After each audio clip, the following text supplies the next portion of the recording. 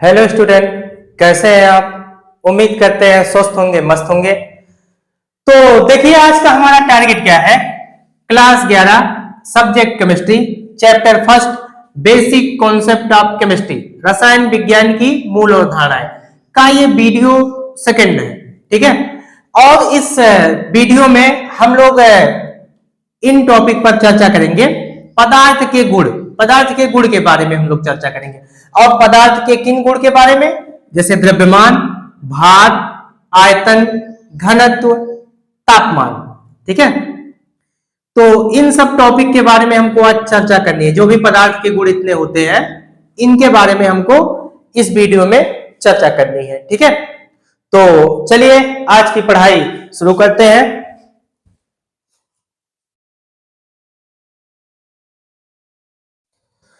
तो देखिए सबसे पहला टॉपिक हमारा है द्रव्यमान, जिसको हम लोग कहते हैं इंग्लिश में मॉस। ठीक है, मास। तो द्रव्यमान क्या होता है? किसी वस्तु में उपस्थित पदार्थ की वास्तविक मात्रा को उसका द्रव्यमान कहते हैं। ठीक है। किसी वस्तु में उपस्थित पदार्थ की वास्तविक मात्रा को द्रव्यमान कहते हैं। और इसे जो है हम लोग स्मॉल m से प्रदर्शित करते हैं। और अगर मात्रक की बात करें तो इसका मात्रक जो है किलोग्राम, ग्राम या फिर मिलीग्राम ये होता है। ठीक है। तो देखिए द्रव्यमान यानी मास, किसी वस्तु में उपस्थित पदार्थ की वास्तविक मात्रा को द्रव्यमान कहते हैं। इसे स्मॉल m से प्रदर्शित करते हैं और इसका मात्रक किलोग्राम, ग्राम या मिलीग्राम होता है। ठीक है। और इसके बाद जो हमारा दूसरा टॉपिक है ये हमारा है भार। इसको हम लोग इंग्लिश में कहते हैं वेट, वेट कहते हैं। ठीक है। भार क्या होता है? भार एक प्रकार का आकर्षण बल होता है। भार एक प्रकार का समझ लीजिए बल होता है। तो भार वह बल होता है जिसके द्वारा पृथ्वी किसी वस्तु को अपने केंद्र की ओर आकर्षित करती है, खींचती है। ठीक है, वही हमारा भार है। और भार W बराबर होता है mg। फिर से एक बार सुनिए, भार वह बल होता है जिसके द्वारा पृथ्वी किसी वस्तु को अपने केंद्र की ओर आकर्षित करती है, खींचती है। ठीक है। और इसे जो है W से प्रदर्शित करते हैं। ठीक है। तो नोट कर लेते हैं हम लोग। भार वह बल होता है, भार वह बल होता है जिस बल से पृथ्वी, जिस बल से पृथ्वी किसी वस्तु को, किसी वस्तु को अपने केंद्र की ओर, अपने केंद्र की ओर आकर्षित करती है, खींचती है। ठीक है, आकर्षित करती है। और इसे जो है स्मॉल w से प्रदर्शित करते हैं, स्मॉल w से प्रदर्शित करते हैं। और भार जो होता है ये W बराबर होता है mg। W बराबर क्या होता है? mg। अब देखिए यहां जो W हमारा भार है, जहां W तो भार हो गया, m बराबर द्रव्यमान हो गया, यानी वस्तु का द्रव्यमान। m जो है वस्तु का क्या हो गया भाई? द्रव्यमान। और जो ये हमारा यहाँ g है, स्मॉल g, ये गुरुत्वीय त्वरण है। क्या है? गुरुत्वीय त्वरण है। और गुरुत्वीय त्वरण का जो मान होता है g बराबर होता है, g बराबर होता है 9.8 मीटर पर सेकेंड स्क्वायर। ये गुरुत्वीय त्वरण का मान इतना होता है। ठीक है। तो भार एक प्रकार का क्या होता है? बल होता है जिसके द्वारा पृथ्वी किसी वस्तु को अपने केंद्र की ओर आकर्षित करती है। और भार हमेशा, जैसे ये वस्तु है, इसका भार नीचे की ओर कार्य करेगा। पृथ्वी जो है किसी वस्तु को अपने केंद्र की ओर खींचती है हमेशा। ठीक है। तो नोट कर लीजिए आप लोग। इसके बाद नेक्स्ट टॉपिक हम लोग पढ़ते हैं।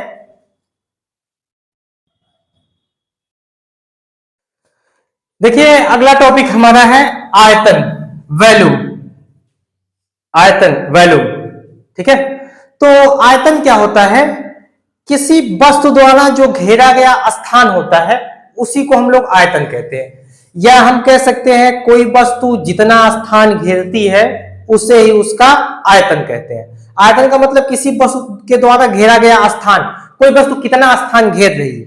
ठीक है, किसी वस्तु द्वारा घेरा गया स्थान ही उसका आयतन कहलाती है। ठीक है, और इसका मात्रक लीटर, ml जिसको हम लोग मिलीलीटर कहते हैं, मीटर क्यूब, सेंटीमीटर क्यूब, ये सब होता है। ठीक है, देखिए अगर मान लीजिए कि आपसे पूछा जाए कि जो है, मान लीजिए ये हमारा ग्लास है, अब आपसे पूछे कि कोई ग्लास है, ग्लास में कितना पानी आएगा, तो अगर ग्लास किसी भी बर्तन की बात होती है, मान लीजिए कोई भी बर्तन है, किसी बर्तन की बात आती है कि किसी बर्तन में कितना पानी आएगा, तो अब देखिए हम ये कह नहीं सकते कि जितना बड़ा बर्तन होगा उतना पानी उसमें आएगा। ठीक है, तो हम ये कहेंगे कि जितना उस बर्तन का आयतन होगा उतना ही पानी उसमें आएगा। यानी किसी बर्तन में उतना ही पानी आ सकता है जितना उसका आयतन होगा, जितनी उसकी धारिता होगी। अपनी धारिता के बराबर ही कोई बर्तन, उसमें कोई भी बर्तन में आप उतना ही सामान भर सकते हैं, उतना ही पानी डाल सकते हैं, उतना ही कोई भी पदार्थ है रख सकते हैं जितना उसका आयतन होता है। तो आयतन का मतलब यही होता है किसी वस्तु द्वारा घेरा गया स्थान। तो कोई वस्तु जितना स्थान घेरेगी उसी को हम लोग कहेंगे उसका आयतन। ठीक है, तो नोट कर लीजिए।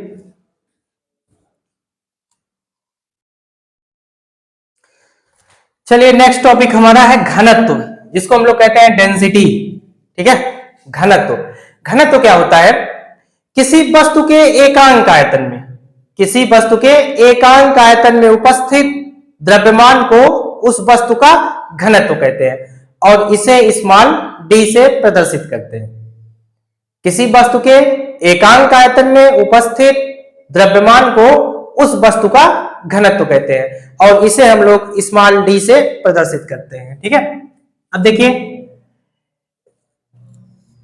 घनत्व किसी वस्तु के एकांक आयतन में उपस्थित द्रव्यमान को उस वस्तु का घनत्व कहते हैं, इसे स्मॉल d से प्रदर्शित करते हैं।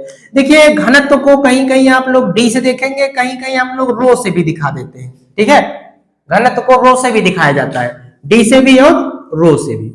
अब देखिए घनत्व बराबर होता है, घनत्व बराबर ये होता है द्रव्यमान, द्रव्यमान बटे होता है आयतन। घनत्व बराबर क्या होता है? द्रव्यमान बटे आयतन, ये होता है। घनत्व को हम लोग दिखाते हैं d से, चलिए यहां हम लोग d से ही दिखाएंगे। तो d इज इक्वल टू हो जाएगा द्रव्यमान को m से, आयतन को v से। तो घनत्व बराबर द्रव्यमान बटे आयतन, d is equal to m by v। और अगर हम लोग मात्रक की बात करें, ठीक है, मात्रक, तो मात्रक द्रव्यमान को अगर हम लोग, अब ये देखिए किसमें हम लोग ले रहे हैं ये डिपेंड करता है। ठीक है, अगर हमारा द्रव्यमान किलोग्राम में है और आयतन लीटर में है तो किलोग्राम पर लीटर हो जाएगा। या मान लीजिए कि जो है हम द्रव्यमान ग्राम में ले रहे हैं और ये जो आयतन है ये ml में है तो ये मात्रक हो जाएगा। ठीक है, ये दोनों राशियां किस मात्रा में है उसके हिसाब से इसका मात्रक हो जाएगा। ठीक है, नोट कर लीजिए।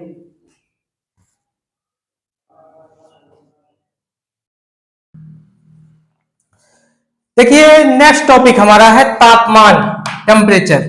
ठीक है, अगला टॉपिक हमारा है तापमान, जिसको हम लोग इंग्लिश में कहते हैं टेम्परेचर। देखिए तापमान क्या होता है? किसी वस्तु में उपस्थित ऊष्मीय ऊर्जा, किसी वस्तु में उपस्थित ऊष्मीय ऊर्जा की माप को उस वस्तु का तापमान कहते हैं। यानी किसी वस्तु में कितनी ऊष्मीय ऊर्जा है, कितनी वो वस्तु कितना गर्म है। ठीक है, तो ऊष्मीय ऊर्जा के माप को ही हम लोग क्या कहते हैं? तापमान कहते हैं। और तापमान मापने के जो है प्रमुख पैमाने 3 होते हैं। तापमान मापने के प्रमुख पैमाने 3 है। पहला हमारा होता है सेल्सियस पैमाना, दूसरा होता है हमारा फ़ारेनहाइट पैमाना और एक हमारा तीसरा होता है केल्विन पैमाना, जिसको हम लोग परम ताप बोलते हैं। देखिए अगर सेल्सियस पैमाने की बात करें तो जो सेल्सियस पैमाना होता है वो हमारा जो है 100 भागों में बटा होता है। 0 से स्टार्ट होता है और 100 तक रहता है, यानी 0 डिग्री सेल्सियस से 100 डिग्री सेल्सियस तक रहता है और 100 भागों में बटा होता है, ठीक है। और ये इसमें जो हमारा 0 डिग्री सेल्सियस होता है ये जल का हिमांक होता है, और जो मैक्सिमम पॉइंट है जिसको हम लोग 100 डिग्री सेल्सियस बोलते हैं वो जल का क्वथनांक होता है, ठीक है। और यहीं पे अगर हम लोग स्वस्थ मनुष्य के शरीर का तापमान की बात करें, स्वस्थ मनुष्य के शरीर का ताप की बात करें तो ये होता है हमारा 37 डिग्री सेल्सियस। और वहीं पे अगर हम लोग कमरे के ताप यानी रूम टेम्परेचर की बात करें तो ये 25 डिग्री सेल्सियस होता है, ठीक है। ये होता है हमारा सेल्सियस पैमाना, ठीक है। तो देखिए तापमान, किसी वस्तु में उपस्थित ऊष्मीय ऊर्जा को उस वस्तु का तापमान कहते हैं। तापमान मापने के लिए 3 पैमाने प्रमुख हैं। सबसे पहला पैमाना हमारा क्या है? सेल्सियस पैमाना, जिसको हम लोग कहते हैं डिग्री सेल्सियस। इस पैमाने को 0 से 100 तक 100 भागों में बांटा गया है। ये देखिए, जैसे मान लीजिए पॉइंट की बात करें तो यहाँ हमारा जो स्टार्ट पॉइंट है ये 0 है, और जो टॉप पॉइंट है ये हमारा है 100। तो 0 से लेकर 100 भागों में इसको बांटा गया है, ठीक है। और जहां ये जो हमारा 0 डिग्री सेल्सियस है ये हमारा होता है जल का हिमांक। जल का हिमांक कितना होता है? 0 डिग्री सेल्सियस, ठीक है। और वहीं पे जो 100 डिग्री सेल्सियस है इसको हम लोग कहेंगे जल का क्वथनांक। जल का क्वथनांक, ठीक है। और अगर हम लोग स्वस्थ मनुष्य के शरीर का ताप देखें तो कितना होता है? 37 डिग्री सेल्सियस, तथा कमरे का ताप 25 डिग्री सेल्सियस होता है। रूम टेम्परेचर जो होता है 25 डिग्री सेल्सियस। देखिए वैसे तो अगर हम ताप, कमरे की ताप की बात करें तो अगर आप लोग नॉर्मली ये कहेंगे कि जो है, मान लीजिए मौसम हमारा सर्दी का है तो रूम टेम्परेचर कुछ होगा, और अगर वहीं पे हम लोग गर्मी का मौसम रहेगा तो तापमान कुछ रहेगा रूम का। तो इसीलिए जैसे मान लीजिए कोई रिएक्शन हमको करना है, कोई भी अभिक्रिया करनी है, तो अगर कहा जाएगा कि कमरे के ताप पर करनी है तो अगर टेम्परेचर भिन्न भिन्न रहेगा, अब सर्दियों में टेम्परेचर कम हो जाता है तो ताप घट जाएगा, और वहीं पे अगर कमरे की ताप गर्मी में आप देखेंगे तो तापमान बढ़ जाएगा। तो इसीलिए जो है कमरे का ताप फिक्स कर दिया गया है कि कमरे का ताप कितना होता है? 25 डिग्री सेल्सियस। रूम टेम्परेचर कितना होता है? 25 डिग्री सेल्सियस, ताकि जहां भी हमको रूम टेम्परेचर की आवश्यकता होगी तो हम लोग कितना तापमान रखेंगे? 25 डिग्री सेल्सियस। इससे हमको रिएक्शन में आसानी हो जाती है कि जब भी कहा जाएगा कि ये रिएक्शन हमको रूम टेम्परेचर पे करनी है तो हम लोग तापमान कितना फट से रख देंगे? 25 डिग्री सेल्सियस। ये हमको सुविधा हो जाती है, ठीक है। तो रूम टेम्परेचर कितना होता है? 25 डिग्री सेल्सियस। ये होता है हमारा सेल्सियस पैमाना, ठीक है। इसके अलावा जो हमारा दूसरा पैमाना होता है वो फारेनहाइट पैमाना होता है, ठीक है। नोट कर लीजिए इसको आप लोग।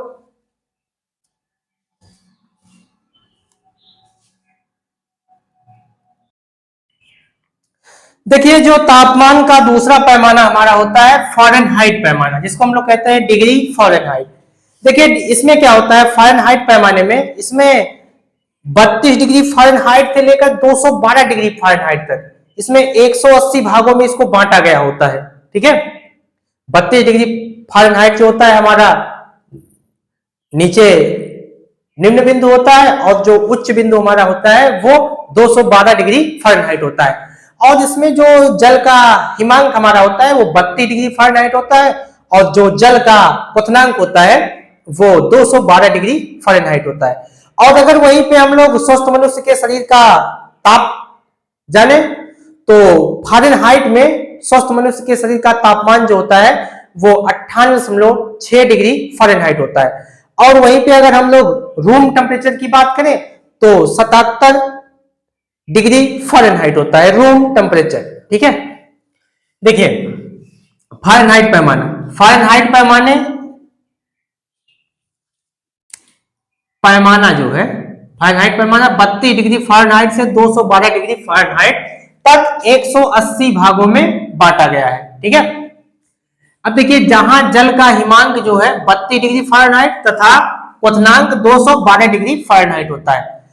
अब देखिए इस पैमाने में इस प्रकार रहता है, ये जो हमारा निम्न पॉइंट है ये 32 रहता है और जो हमारा उच्च बिंदु है ये 212 और इस 32 पे ये हमारा क्या है, ये जल का हिमांक है। और अगर उच्च बिंदु की बात करें तो ये हमारा क्या है, जल का क्वथनांक है। ठीक है, और अगर स्वस्थ मनुष्य के शरीर का ताप, इस पैमाने पर स्वस्थ मनुष्य के शरीर का ताप 98.6 डिग्री फ़ारेनहाइट होता है। और अगर वहीं पे हम कमरे की ताप की बात करें तो कितना होता है, 77 डिग्री फ़ारेनहाइट। ठीक है, एक बात और, एक फॉर्मूला है कि सेल्सियस पैमाना और फ़ारेनहाइट पैमाना में संबंध का एक फॉर्मूला है कि degree Fahrenheit is equal to 9/5 C plus 32। यहां से हम लोग सेल्सियस पैमाना और फ़ारेनहाइट पैमाना दोनों को एक दूसरे में चेंज कर सकते हैं, यानी डिग्री सेल्सियस को डिग्री फ़ारेनहाइट में या फिर डिग्री फ़ारेनहाइट को डिग्री सेल्सियस में कन्वर्ट कर सकते हैं। ये कन्वर्जन का एक सूत्र है। ठीक है, इस माध्यम से हम लोग तापमान को चेंज कर सकते हैं, सेल्सियस को फ़ारेनहाइट में, फ़ारेनहाइट को सेल्सियस में। एक बात और, एक बिंदु ऐसा होता है जहां पे डिग्री सेल्सियस और डिग्री फ़ारेनहाइट दोनों का ताप समान होता है, वो जान लीजिए। ये जान लीजिए, मुख्य प्रश्न है ये, पूछा जाता है कि किस ताप पर डिग्री सेल्सियस और डिग्री फ़ारेनहाइट दोनों के तापमान बराबर होते हैं। ठीक है, तो ये होता है हमारा -40 डिग्री। -40 डिग्री ऐसा तापमान है जिस पर सेल्सियस और फ़ारेनहाइट दोनों के टेम्परेचर समान हो जाते हैं। ठीक है, इस बात का आप लोग ध्यान रखिएगा। कितना होता है भाई, -40 डिग्री। इस पर दोनों सेल्सियस और फ़ारेनहाइट दोनों पैमानों पर ताप समान रहता है। ठीक है, नोट कर लीजिए आप लोग।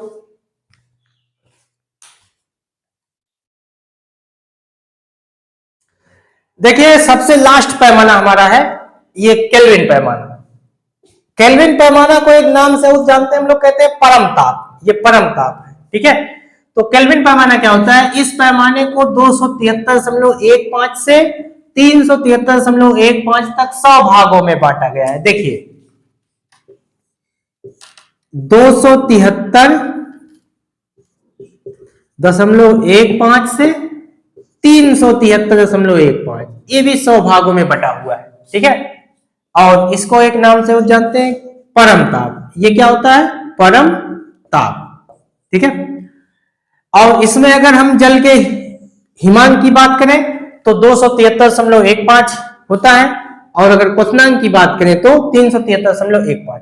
एक बात और, अगर मान लीजिए आपको कन्वर्जन करना है सेल्सियस को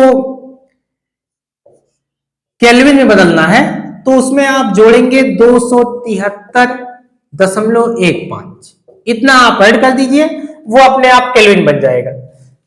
तो K बराबर होता है डिग्री सेल्सियस प्लस 273.15।